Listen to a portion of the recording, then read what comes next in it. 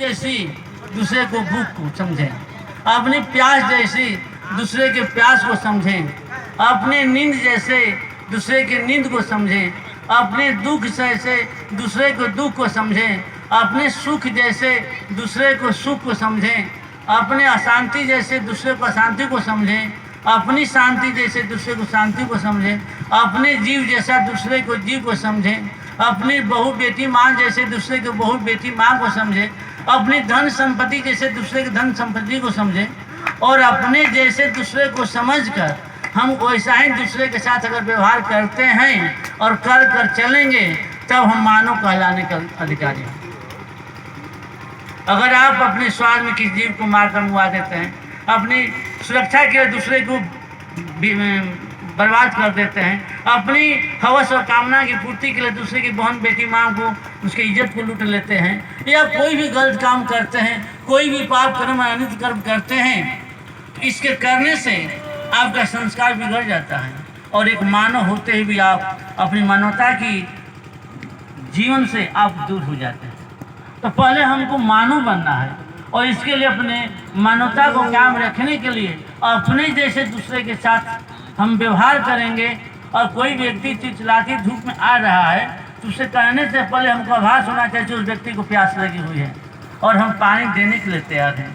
धूप में आ रहा है तो उसको बैठने के लिए छांव दें, भूख लगी है तो उसके पहले भोजन की व्यवस्था करें। और इतना हम जब समझेंगे अपने जैसा दूसरे को और समझ कर अपने जैसा उसके साथ व्यवहार करेंगे तब हम खुद मानव के योग्य हो जाएंगे। अगर हमारे अंदर एक क्रियाकलाप नहीं है तो हम मानव होते भी हम दानों के श्रेणी में आएंगे या पशु के श्रेणी में आएंगे। देखिए वहीं गाय जो है अपने बच्चे को सारा दूध पिला देगी, लेकिन उसके बच्चे के लिए उसके ही बगल में पानी और घास रखा हुआ है तो उसको परवाह ये नहीं है कि आज पानी और घास मेरे बच्चे के लिए है, वो खा जाएगी और पानी पी जाएगी, उसके पास कोई चेतना नहीं है। लेकिन मनुष्य के पास एक सबसे बड़ी चेतना है समझने की, सोचने की, विचारने की और कहने की। तो हम थोड़ा विचार करें, चिंतन करें और अपने जीवन में उसे उतार कर चलने की कोशिश करें। अगर हमारी ऐसी प्रकाष्ठा रहेगी, ऐसा हमारा नियत और विचार रहेगा तो हम खुद एक संजन बन सकते हैं। भगवान शब्द जो है वह एक काल्पनिक शब्द है, वह उसको कोई देखा नहीं है, लेकिन भगवान जो शब्द, भगवान शब्द का जो अर्थ निकाला गया कि भगवान है क्या, तो भगवान का शाब्दिक अर्थ होता है भग प्लस वान। भगवान योनि होता है या संसार होता है, उसके चलाने की प्रक्रिया का नाम ही भगवान है। तो मनुष्य को भी भगवान कहा गया, माता पिता को भी भगवान कहा गया, गुरु को भी भगवान कहा गया। तो कहने का अर्थ है कि जो अपने ज्ञान के माध्यम से, अपने व्यवहार, अपने कर्मों के माध्यम से ये सतमार्ग को चलाने की प्रक्रिया को जो संपूर्ण किया तो भगवान शब्द है। और आत्मा जो है हर जीव प्राणी के अंदर है। आत्मा पूरे ब्रह्मांड के चर अचर चराचर जितने भी प्राणी हैं सब में आत्मा है और किसी की आत्मा में किसी का दोष नहीं है। अगर आप और हम में कोई अंतर नहीं है, आप में भी एक आत्मा है और मेरे अंदर भी एक आत्मा है। आत्मा एक पूरे ब्रह्मांड के चर अचर चराचर जितने प्राणी हैं सब में एक ही आत्मा है, लेकिन अंतर क्या है? जैसे कि समुद्र का पानी है, अगर 100 बार पात्र में रखा जाए तो 100 में वही समुद्र का ही पानी है, लेकिन पात्र के मुताबिक उसका नाम अलग। कोई समुद्र से लाकर वह कलश में रख दिया गया, कोई घड़ा में रख दिया गया, कोई कमंडल में रख दिया गया, कोई बड़ा पात्र में रख दिया गया, नदी में चला गया। तो कहने का अर्थ है कुआं में है तो सही तो जल है, लेकिन उसका नाम अलग अलग है। तो वही आत्मा जो है केवल एक है, इसमें आत्मा में कोई भेद नहीं। आत्मा सूक्ष्म रूप होता है और परमात्मा पूर्ण रूप होता है। आत्मा और परमात्मा कोई अंतर है नहीं। जिस आत्मा और परमात्मा की हम बात करें, आत्मा और परमात्मा में कोई भेद है नहीं, कोई अंतर नहीं है। जिस तरह से एक बीज है, वृक्ष का कोई भी बीज या कोई भी बीज होता है, उसमें वृक्ष के सारे गुण निहित होते हैं, लेकिन बीज को बोने के बाद वहीं जब विशाल वृक्ष जब हो जाता है उससे अनेकों बीज पैदा हो जाते हैं। तो वह बीज के सारे गुण निहित, उसी तरह से आत्मा में परमात्मा के सारे गुण निहित हैं, लेकिन वह आत्मा का पूर्ण रूप जब हो जाएगा तो वह परमात्मा हो जाता है। जैसे एक शिशु है, शिशु जब पैदा होता है तो बच्चा होता है, लेकिन जब वही उसका संपूर्ण रूप जब होता है तो वही पिता बन जाता है और वह अपने जैसा अनेक संतान पैदा कर देता है संसार में, तो वह पिता हो जाता है। उसी तरह से आत्मा का पूर्ण रूप हो जाना ही परमात्मा का स्वरूप होता है। और आत्मा के रहस्य को जानने के लिए हम अपने इंद्रियों पर कुछ संयम नियम के साथ चलेंगे। हमारे अंदर जो कामना, वासना, तृष्णा, लोभ है, इससे हम बचकर अपने 10 इंद्रियों को अपने ज्ञान की अनुभूति के मुताबिक बताया गया है कि शरीर को साफ रखने के लिए जल की आवश्यकता है। आप कुछ लोग कहते हैं कि नहाने धोने की जरूरत है, नहीं, लेकिन नहीं है। इस शरीर में हम अपने वाह इंद्रियों को जब धोते हैं तो इसको जल से ही साफ किया जाता है। आपके हाथ में अगर मिट्टी लगी हुई है, कीचड़ लगा हुआ है, तो इसको आप किसी मंत्र से धो नहीं सकते हैं, इसको जल की आवश्यकता है। तो शरीर को साफ रखने के लिए जल की आवश्यकता है, इंद्रिय को शुद्ध पवित्र रखने के लिए जल की आवश्यकता है, और मन और इंद्रिय को शुद्ध रखने के लिए ज्ञान की आवश्यकता है। बिना ज्ञान का आपका मन, चित्त, बुद्धि जो है, अहंकार, ये शुद्ध कब होगा? जब आपके अंदर शुद्ध ज्ञान होगा तब। और आत्मा की तेज प्रखरता को अनुभव करने के लिए त्याग की जरूरत है। बिना त्याग के, बिना जप, तप, त्याग, तपस्या के यह प्राप्त होने वाला नहीं है। इसलिए कि आदि काल से ही हमारे वेद, शास्त्र, उपनिषदों में ये बात लिखी गई है कि बिना त्याग के, बिना तपस्या के, बिना जप तप के हम आत्मा के प्रकाश को अनुभव नहीं कर सकते हैं। इसके लिए आपको अपने इंद्रियों पर संयम रखना होगा, अपने खान पान पर पवित्र रखना होगा। जिससे अभी भोजन की बात चल रही थी आहार के विषय में, तो जैसा हम आहार करेंगे वैसा हम बनेंगे। अगर हम मांसाहारी भोजन करेंगे, मांस खाएंगे, मदिरा पिएंगे, शराब पिएंगे और ऐसा भोजन करेंगे तो हम राक्षस की श्रेणी में आएंगे। अगर हम तामसी भोजन करते हैं, नमक, तेल, मसाला से लेकर प्याज, लहसुन तक हम खाते हैं, तो तमोगुणी के अंतर्गत आता है।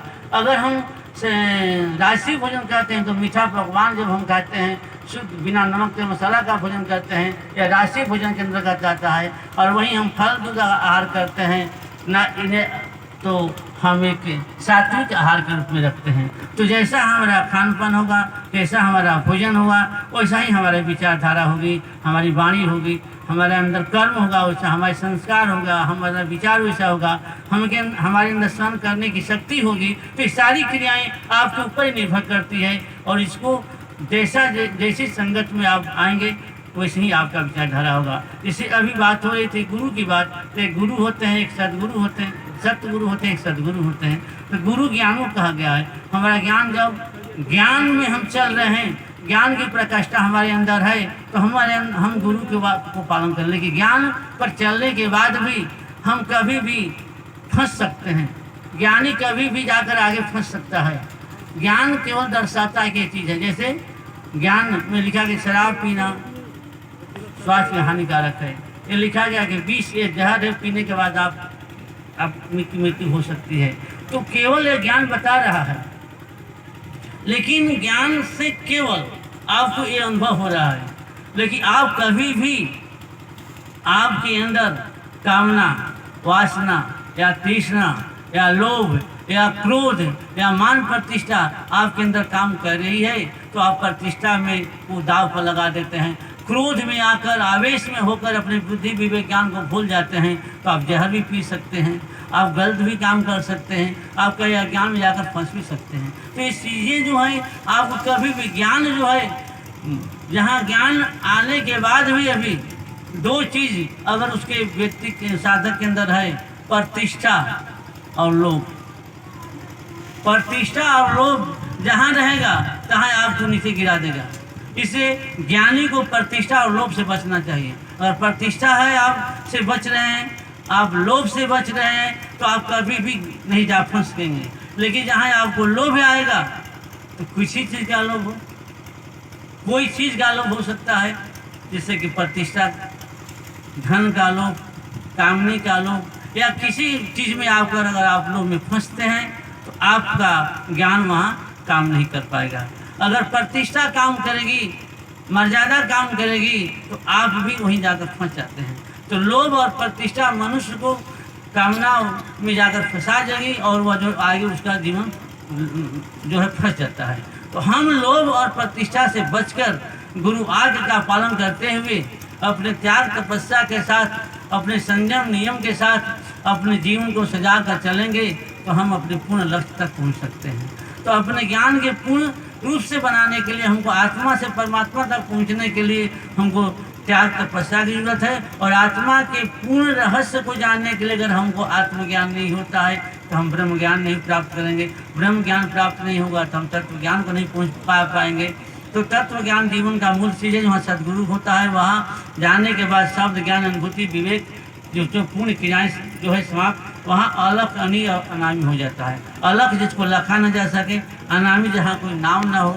अभी बात चल रही थी नाम की कि भगवान का नाम सबसे बड़ा है, लेकिन भगवान का नाम या नाम कब तक महत्वपूर्ण है? जब वहाँ तक हम पहुँच नहीं जाते हैं तब तक हमको नाम लेकर जाना पड़ेगा। जैसे हम यहाँ आए हुए राधे श्याम जी के यहाँ, तो हम जहाँ से भी चले तो हमको सुहाल पहले पहुँचना पड़ा। सुहाल के बाद इस गांव में आए तो हमको पूछा राधे श्याम जी के यहाँ जाना है। अब जब यहाँ आ गए तो हम आमने सामने हो गए, हम वहाँ उनके नाम सब कोई मतलब नहीं रह गया। उसी तरह से सदगुरु के द्वारा दिया हुआ जो नाम होता है, उस नाम को जब हम तब तक जपते हैं तब तक पूर्ण परमात्मा का दर्शन नहीं हो जाता है। जब आत्मज्ञान हो जाता है, आत्मदर्शन हो जाता है, आत्म साक्षात्कार हो जाता है, आत्म मिलन काम कीजिए आप लोग, आत्ममिलन जब हो जाता है, परमात्मा से का हम प्राप्त कर जाते हैं, तो उस नाम उसी समय समाप्त हो जाता है और स्वतः हम क्या हो जाते हैं, उसमें लय हो जाते हैं। कब लय हो जाते हैं, घड़ा है, घड़ा में पानी भरा हुआ है, नदी में हम डाल दिए तब तक घड़ा और पानी में अंतर है, लेकिन जब भी घड़ा फूट जाता है वह पानी और उस पानी में कोई अंतर नहीं रह जाता है। तो जिस तरह से हम आत्मा परमात्मा में जब विलय हो जाएंगे तो वहाँ नाम का कोई महत्व नहीं रह जाता है, वहाँ नाम समाप्त हो जाता है। वह अलख अनी और अनामी हो जाता है। अलख जिसको लखा न जा सके, अनी जिसको देखा न जा सके, अनामी जिसका कोई नाम न हो, वो अखंड हो जाता है। अखंड ज्योति परमात्मा जिसको हम कहते हैं, आदि में ज्योति परमात्मा कहते हैं, सत शिव कहते हैं। शिव की जो बात लोग करते हैं, शिव गुरु की बात करते हैं, तो शिव जब से ज्ञान है और ज्ञान शिव का शाब्दिक अर्थ होता है कल्याणकारी। शिव शब्द का अर्थ होता है कल्याणकारी, गुरु का अर्थ होता है ज्ञान। जिस ज्ञान के द्वारा पूरे ब्रह्मांड के चर चराचर जितने प्राणी हैं सबका कल्याण जब उससे हो रहा है, तब हम शिव गुरु के शिष्य हैं। अगर हमारे द्वारा कल्याण नहीं हो रहा है, अभी हम दूसरे के जीव को खा रहे हैं, दूसरे के जीव को मार मुआ रहे हैं, दूसरे की इज्जत प्रतिष्ठा को पर हम कुचलाघात करते हैं, अगर दूसरे की इज्जत को हम हंसी मजाक करते हैं, तो अभी हम पूर्ण रूप से ज्ञानी नहीं हैं। हमको ज्ञानी बनने के लिए, वहाँ गुरु तक पहुँचने के लिए हम चर अचर चराचर जितने भी प्राणी हैं सबके कल्याण की बात हम करेंगे, और सबसे हमारे द्वारा कल्याण होगा तब हम शिव के संपूर्ण रूप को पहचान पाएंगे।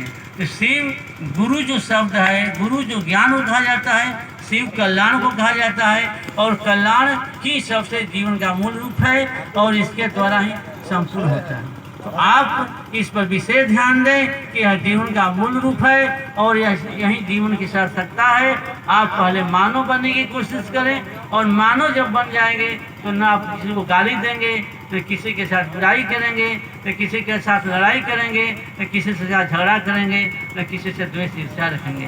पहले हम अपने जैसा दूसरे के साथ समझकर अपने साथ दूसरे के व्यवहार करने की कोशिश करेंगे, तो हम खुद मानव हैं और मानव बनने की कोशिश करेंगे। तो हम मूल रूप से वहाँ उस लक्ष्य तक पहुँचे कि हम मानव हैं और हमारी मानवता जब उसको मानकर अपने जीवन में उतार कर जब चल रहे हैं, तब कर रहे हैं, तब हम मानव होकर मेरे अंदर मानवता आ चुकी है।